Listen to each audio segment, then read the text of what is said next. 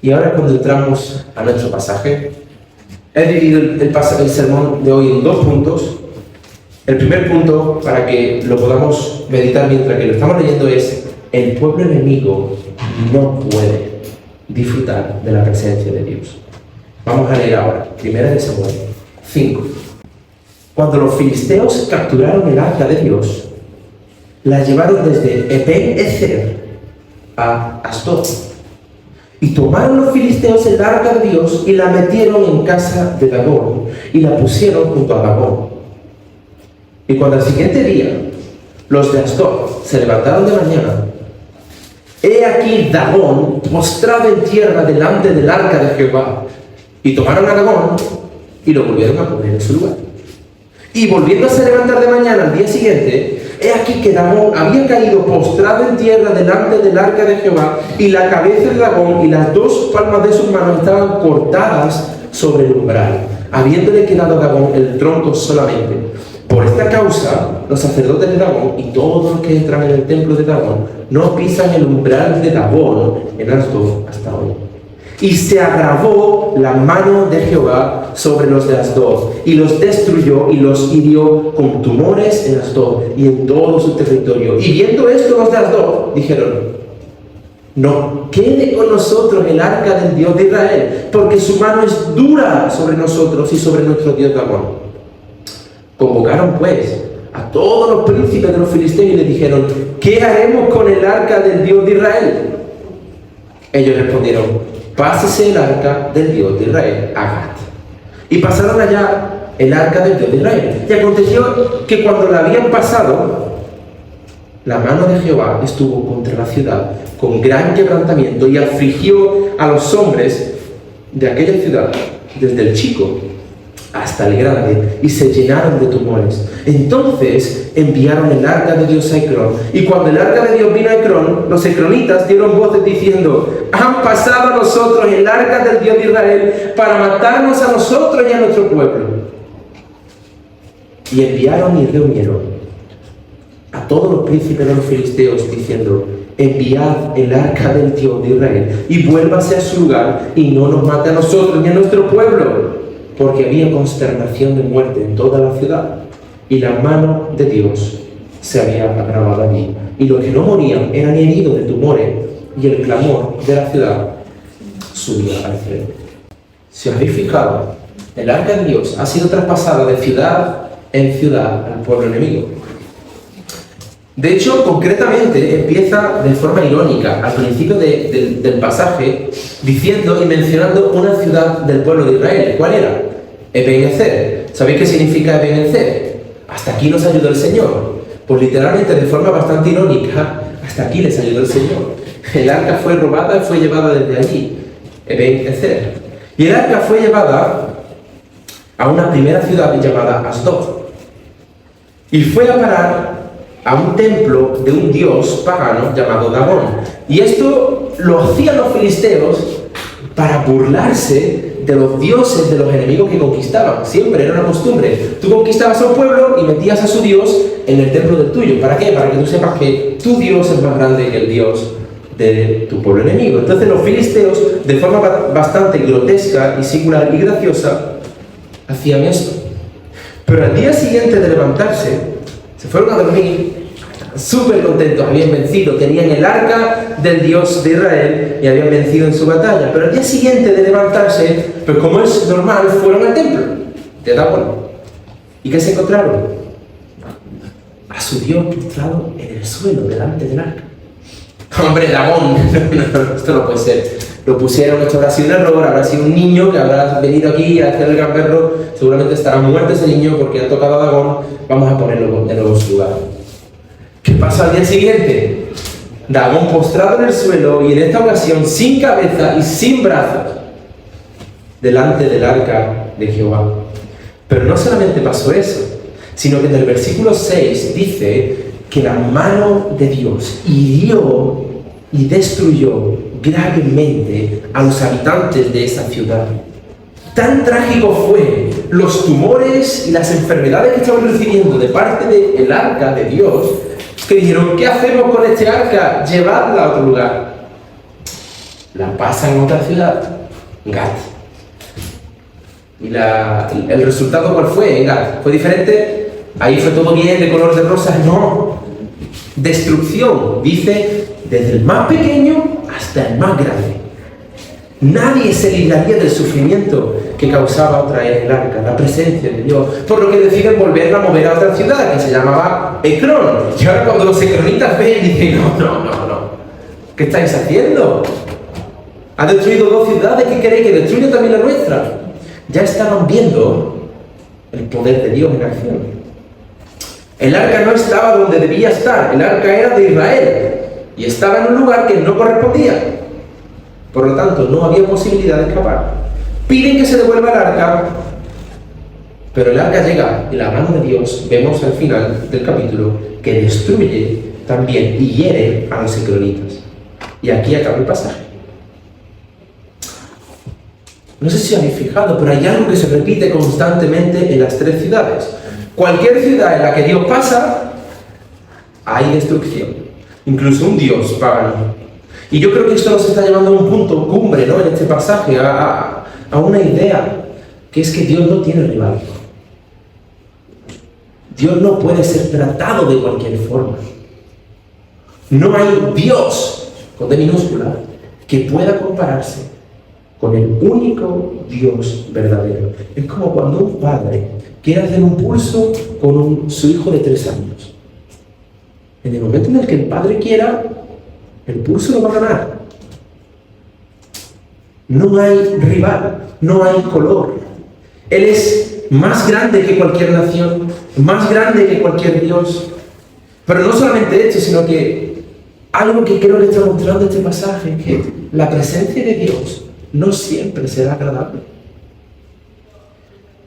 Ellos se burlaban de Dios, pero Dios no fue agradable para ellos. El arca de Dios se repite 12 veces en este capítulo. Y el arca representaba la presencia. Pero ellos eran enemigos de Dios. Acababan de masacrar a 40.000 hombres de Israel, del pueblo que Dios sacó de Egipto con su mano poderosa. El pueblo de Israel evidentemente perdió esa batalla primeramente porque Dios quiso hacerle ver su pecado con estos 2 hijos que estaban liderando el pueblo.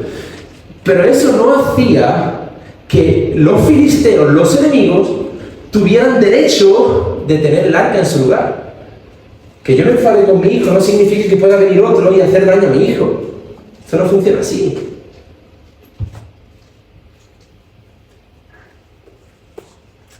Y la pregunta es, ¿cómo esto nos importa a nosotros? Creo y espero que ninguno de aquí sea un enemigo de Dios que lucha contra el pueblo, que intenta matar a gente, ¿no? Creo que ninguno de nosotros, espero, tengamos el arca de Dios en nuestra casa y tengamos un tumor ahí en el pecho porque tengamos el arca. Creo que ninguno de nosotros nos pasa eso. Entonces, ¿qué tiene que ver esto con nuestro contexto, con nuestro día a día, con hoy? Bueno, creo que hoy podemos ver algo bastante parecido en nuestro contexto.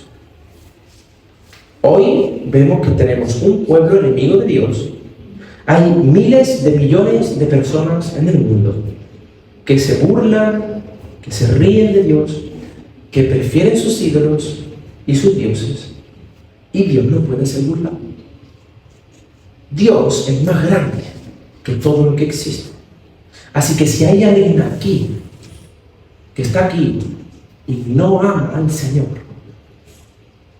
entonces podemos decir que te encuentras en una situación bastante parecida y similar a la que se encontraba este pueblo enemigo, los filisteos. Y como enemigo, lo que podemos decir es que la presencia de Dios no será favorable para ti. La presencia de Dios hoy está en el mundo. ¿Por qué? Porque Dios es omnipresente, ¿verdad? O sea, no hay lugar en el planeta, en el universo, en la que Dios no esté. Pero eso también pasaba en esta historia. Pero la presencia de Dios real, o sea, final, será el final de todos los tiempos. O sea, cuando todo acabe, el arca de Dios ahí cuando venga y hará acto de presencia para los 4 vientos, las 4 esquinas del universo. Y ahí no vendrá el arca de Dios a la ciudad y traerá tumores a la ciudad, no. Ahí no, realmente no habrá escapatoria en ningún lugar de la tierra. No habrá montaña, ni cueva, ni caverna en la que te puedas meter para escapar de la presencia final de Dios. Y cuando Dios venga, traerá dos cosas: destrucción y salvación. Destrucción y salvación. Y a sus enemigos no traerá salvación ni bendición. A sus enemigos traerá una destrucción infinitamente, pero infinitamente superior a la que vivieron estos filisteos. Será un infierno, lago de fuego, por una eternidad. ¿Por qué? Porque Dios tiene que colocar todo en su sitio. Y cuando el arca de Dios venga, los enemigos no pueden estar ahí. No pueden disfrutar de esa presencia privilegiada y gozosa de Dios. No pueden. Porque esa presencia les mandará a una eternidad en el infierno. ¿Por qué? Porque Dios ya no es solamente el Dios de Israel. Como muchos ahora con el conflicto que tiene Israel piensan: oremos por Israel. Sí, pero Dios es el Dios de todo el mundo, no solo de un pueblo llamado Israel. Y Él volverá, por lo que devolver el arca a Israel, como que Dios, quédate ahí con ellos y yo me voy a vivir a Riviera Maya y ahí me quedo. No funciona así. El arca ocupará todo lugar, finalmente. Y yo espero que esto sea un gran llamado para tu vida. Porque si tú no crees en el Señor, si tú no crees en Dios, hay juicio. La presencia de Dios de la que te ríes ahora, que a lo mejor estás aquí y dices: bueno, yo no me río porque tengo aquí y lo respeto, ¿no? Bueno, no necesariamente necesitas reírte, pero la presencia de Dios de la que ignoras, de la que es irrelevante para ti, no será positiva para ti al final. Por lo tanto, hoy es el momento de colocar todo en su lugar. Y la pregunta es: ¿cómo coloco todo en su lugar? Bueno, ahora es cuando vemos el segundo punto. El primero fue: el pueblo enemigo no puede disfrutar de la presencia de Dios. Pero el segundo punto es: el pueblo de Cristo puede disfrutar de la presencia de Dios. Y hasta ahora las aplicaciones han ido dirigidas a aquellos que no creen, aquellos que realmente no son del pueblo de Dios, aunque espero que como creyentes hayas podido verte identificado y hayas podido ser edificado con esta verdad. Pero la realidad es que este libro de 1 de Samuel está escrito para Israel. O sea, este libro no está escrito para los filisteos, para que ellos se arrepientan y para que cambien, no. El libro está escrito para creyentes. Entonces, ¿qué tiene que ver esto con el pueblo de Dios? ¿Qué quería decir Samuel, Natán o Gad a Israel con este pasaje? O sea, tú que eres creyente, ¿qué quería decir Dios para el pueblo de Israel en este momento? Yo creo que podría ser algo así como: Israel, Dios es más grande que todo y que todos, pero la presencia de Dios solo hará bien a su pueblo.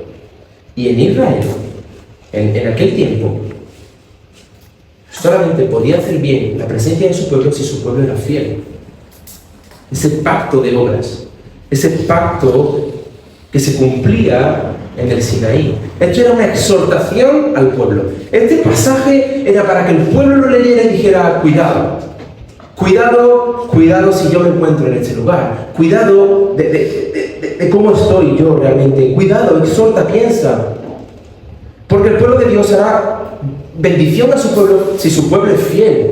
¿Os acordáis de cuando Moisés dice al pueblo de Israel: si cumplieres la ley, si adquieres, entonces el Señor será favorable, pero si no lo cumplieres, llega una lista de maldiciones enorme?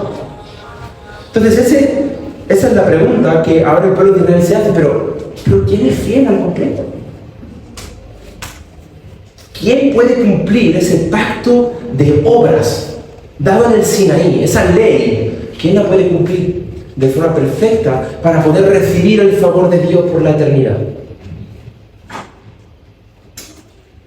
Vamos a hacer un viaje ahora por todas las Escrituras. Hermanos, comencemos por el principio. La presencia de Dios no debe verse siempre como algo positivo. ¿Por qué? Por ejemplo, Adán y Eva. Ellos eran el pueblo de Dios, estaban en la presencia de Dios.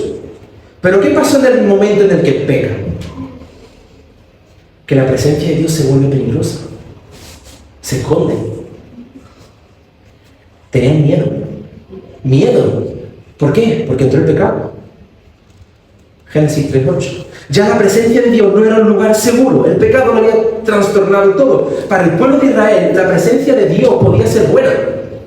Si temían a Jehová, si tenían el favor de Dios, pero el pueblo de Israel no obedecía, no prestaba atención a Jehová. Entonces la presencia de Dios y la mano de Dios, pues no les sería aliada. Y eso es lo que vemos que pasó en Israel en este pasaje, y es lo que vemos cuando Israel fue llevado a Babilonia, o cuando fue llevado cautivo a Siria. La presencia de Dios no fue favorable al pueblo de Israel. Pero ahora llega Jesús, y Él encarna la presencia de Dios.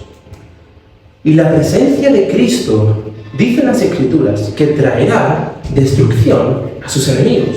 Lo podemos leer en Hebreos 10, 12 y 13, y lo leo yo. Dice: pero Cristo, habiendo ofrecido una vez y para siempre un solo sacrificio por los pecados, se ha sentado a la diestra de Dios. Y de ahí en adelante, esperando hasta que sus enemigos sean puestos por estrado de sus pies. Jesús vino a traer paz entre Dios y los hombres. Pero no entre todos los hombres, sino paz entre su pueblo escogido y Dios, no para el mundo entero. Y en el final de los tiempos, la presencia de Dios, como hemos dicho antes, se hará manifiesta a todos. Dios se sobrepondrá a todos. Toda rodilla será doblada. Y solo aquellos que estén en Cristo Jesús hallarán el favor de Dios y disfrutarán de una eternidad en la presencia gozosa de Dios. Apocalipsis 21, 3 y 4. Y oí una gran voz del cielo que decía: he aquí el tabernáculo de Dios, el arca, el tabernáculo, con los hombres. Y Él morará con ellos. Y ellos serán su pueblo. Y Dios mismo estará con ellos como su Dios. Y enjugará Dios toda lágrima de los ojos de ellos. Y ya no habrá muerte, ni habrá llanto, ni clamor, ni dolor, porque las primeras cosas pasaron. Hermanos, aquellos que están en Cristo Jesús, podemos tener la certeza absoluta, segura, irrefutable, de que la presencia de Dios será favorable a nosotros, hoy y en el día final. Dios no solamente no nos juzgará, sino que dicen las Escrituras que Dios quitará la lágrima de nuestros ojos. No solo eso, sino que morará con nosotros. La presencia, el arca ya no será una caja. Dios mismo estará con nosotros y no nos destruirá. Porque Jesús fue nuestro intercesor. Qué imagen más hermosa, ¿verdad? Pero, y hay un pero, para aquellos que no estén en Cristo, como hemos dicho antes, cuando lleguen a la presencia de Dios, la mano de Dios, que este tema de la mano de Dios se repite constantemente en este capítulo, la mano de Dios les juzgará eternamente y para siempre en el lago de fuego. Apocalipsis 20, del 11 al 15. Y vio un gran trono blanco, y al que estaba sentado en él, y delante de él, y delante del cual huyeron la tierra y el cielo, y ningún lugar se encontró para ellos. Y vi a los muertos, grandes y pequeños, de pie ante Dios. Y los libros fueron abiertos, y otro libro fue abierto, el cual es el libro de la vida. y fueron juzgados los muertos por las cosas que estaban escritas en los libros, según sus obras. Y el mar entregó los muertos que habían en él, y la muerte y el Hades entregaron los muertos que habían en ellos, y fueron juzgados cada uno según sus obras, y la muerte y el Hades fueron lanzados al lago de fuego. Esta es la muerte segunda. Y el que no se halló inscrito en el libro de la vida fue lanzado al lago de fuego. La presencia de Dios, hermanos, puede ser de mucha bendición en el día final o de mucha maldición. Y solo por medio de Jesús, aquel que sí fue fiel. El pueblo de Israel se preguntaba, ¿pero quién puede cumplir estas obras? Jesús las cumplió. Él es la ley. Estábamos viendo una serie de Chosen, no sé si la habéis visto, pero hay una frase, hay un momento en el que me impactó mucho, ¿no? Los sacerdotes estaban juzgando a Jesús porque él estaba diciendo que la profecía de Isaías se cumplió en él.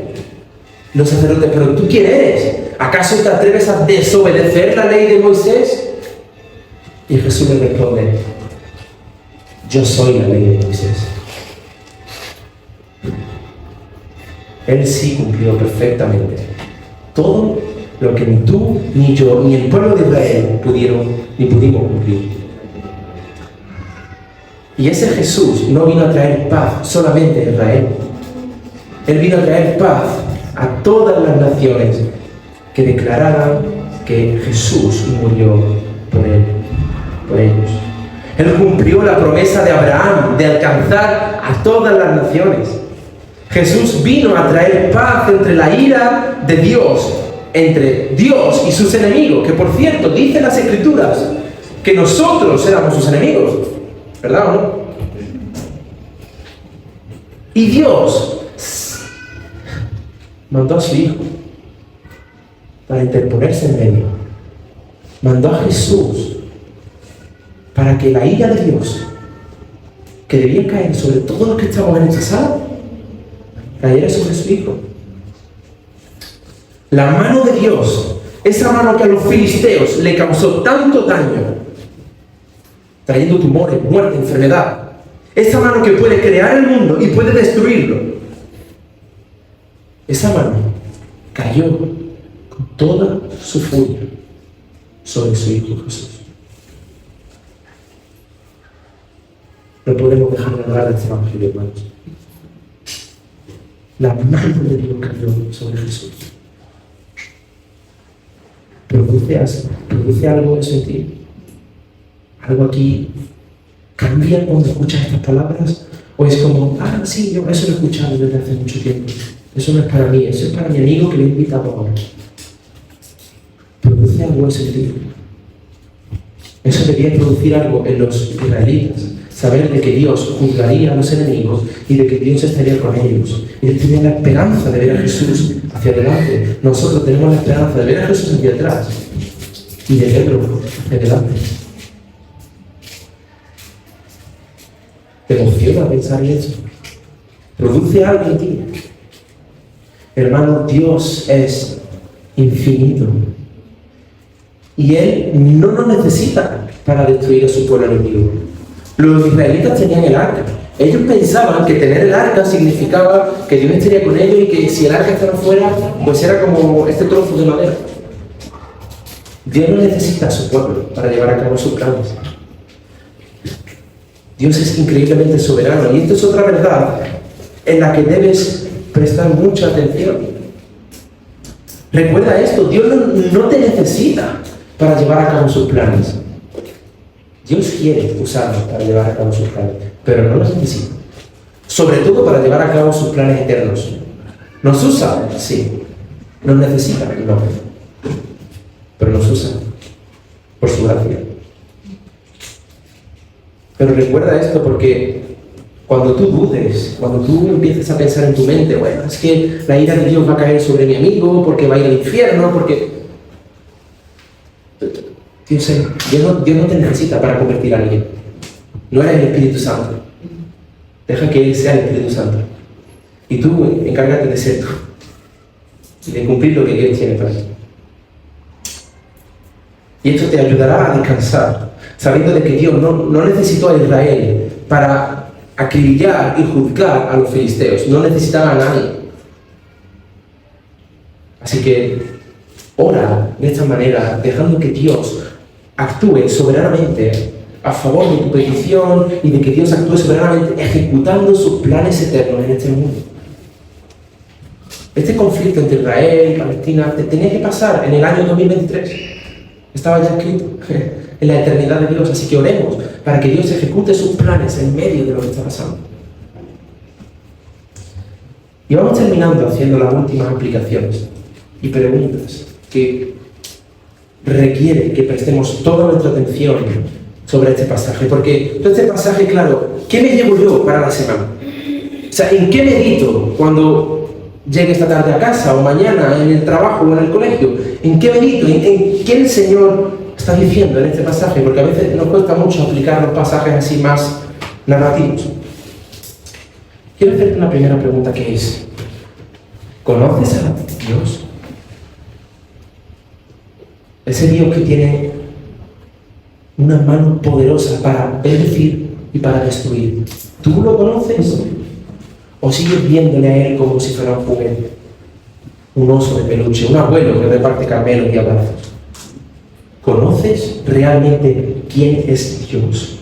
¿Sabes que Dios no le agrada morar con un pueblo enemigo falso? ¿Que Dios destruirá en el infierno a sus enemigos? ¿Lo sabes? Porque esto cambia tu perspectiva a la hora de evangelizar, a la hora de vivir tu propia vida, a la hora de ser consciente de quién es Dios. Conoce a Dios, conoce a Jesús. Porque no puedes burlarte de Dios. Los filisteos intentaron burlarse de Dios. Metieron a Dios en su templo. Y su Dios acabó muy mal. Su Dios acabó muy mal. No puedes pensar que Dios es más pequeño que algunos de nuestros dioses que tenemos hoy. No es verdad. Dios es Dios.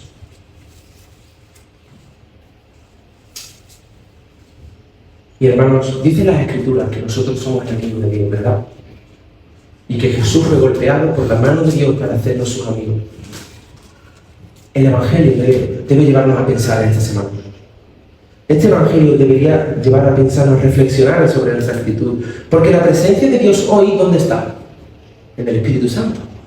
Y la tenemos. La presencia de Dios ya no es una caja de madera. Ahora está aquí, en aquellos que hemos creído en el Evangelio.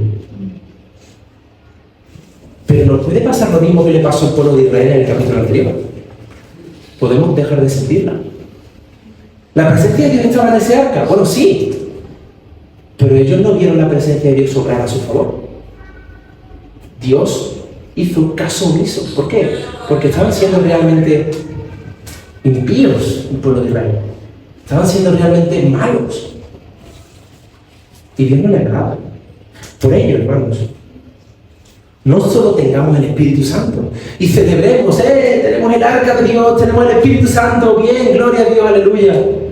No solamente tengamos eso y nos conformemos con eso, porque es una muy mala señal, sino sintamos y vivamos con santidad de verdad la presencia de Dios en nuestra vida. Porque Dios no cambiará de pueblo. Dios vio en Israel y dijo: vais a sufrir, y fueron acribillados. Pero Dios no dijo: me voy con los filisteos, me cambio de equipo. Su pueblo siguen siendo ellos, solo que Dios estaba ahí disciplinándolo realmente. Entonces, Dios no nos dejará. Si tú has creído en el Evangelio, eres su hijo, eres su pueblo. Dios no te va a dejar, pero Dios puede no manifestarse favorablemente a tu favor por muchos motivos. Entonces, llénate realmente de la presencia de Dios de una forma pura, santa. Busca el Señor en santidad. Así que concluimos. La pregunta inicial fue: ¿es bueno estar en la presencia de Dios? Hemos visto que los filisteos sufrieron la presencia de Dios y de que solo en Cristo podemos disfrutarla. Y que esto resuene en nuestras mentes. Y para acabar, me gustaría que me acompañaseis al Salmo 97 y que lo leamos para finalizar este tiempo, que creo que puede definir bastante bien lo que hemos hablado hoy. Jehová reina, regocíjese la tierra, alégrense las muchas costas, nubes y oscuridad alrededor de él. Justicia y juicio son el cimiento de su trono. Fuego irá delante de él y abrasará a sus enemigos alrededor. Sus relámpagos alumbraron el mundo. La tierra vio y se estremeció. Los montes se derritieron como cera delante de Jehová, delante del Señor de toda la tierra. Los cielos anunciaron su justicia y todos los pueblos vieron su gloria. Avergüéncense todos los que sirven a las imágenes de talla, los que se glorían en los ídolos, y póstrense a él todos los dioses. Oyó Sión y se alegró, y las hijas de Judá, oh Jehová, se gozaron por tus juicios, porque tú, Jehová, eres excelso sobre toda la tierra. Eres muy exaltado sobre todos los dioses. Los que amáis a Jehová, aborreced el mal. Él guarda las almas de sus santos, de mano de los impíos los libra. Luz está sembrada para el justo y alegría para los rectos de corazón. Alegraos, justos en Jehová, y alabad la memoria de su santidad. Hermanos, alegrémonos en Jehová, porque Él nos dio salvación y vida eterna por medio de Jesús. Alegrémonos, que el Señor traiga gozo en esta semana en nuestro corazón por Él.